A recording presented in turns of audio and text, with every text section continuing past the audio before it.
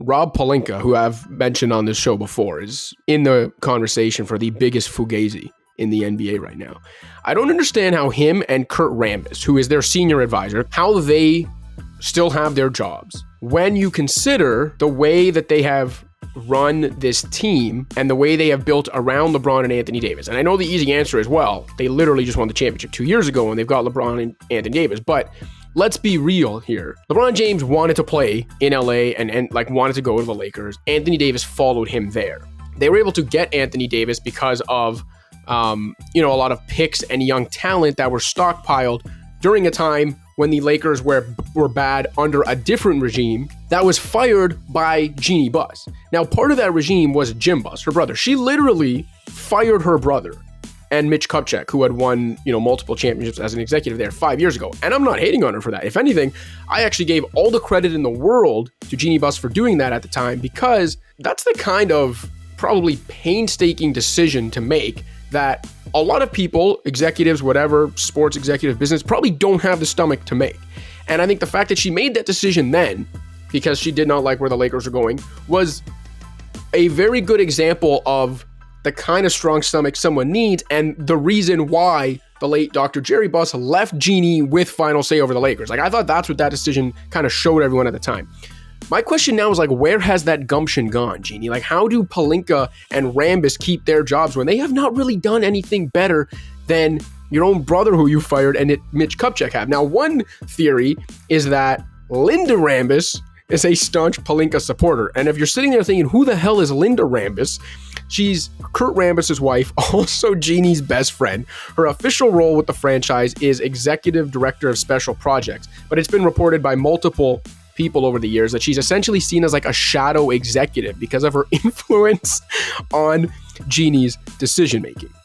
I don't understand any of this. There were also the reports from Bill Oram of The Athletic maybe a month ago, around the time they fired Vogel, that Pelinka and Rambis were more kind of hands-on and like encroaching on Vogel than most executives are with coaches around the league. And to that end, they were not just taking part in his film sessions, but also stopping in on what were supposed to be coaches-only meetings. I remind you that Kurt Rambis won 28% of his games as an NBA head coach. So anywhere you look, it just seems like there are too many cooks. Actually, no, I was gonna say there's too many cooks in the kitchen. It's one thing to have too many cooks in the kitchen. It's another thing for there to be a lot of people crowded around the stove when none of them are even chefs. There are a lot of voices here, but ultimately it's a rudderless ship. And I've kind of tweeted and joked recently about how the Lakers are reminding me a little of the Knicks in the way that they're almost letting this arrogance about like history or tradition or the big market try to make up for general incompetence. And the usual reply and comeback from people on Twitter was like, come on, they literally just won the championship 2 years ago. And I do understand that. But to me, the only thing keeping them from being that, the only thing keeping purple and gold from looking very blue and orange right now is the fact that they've got palm trees and beaches outside of Crypto.com arena.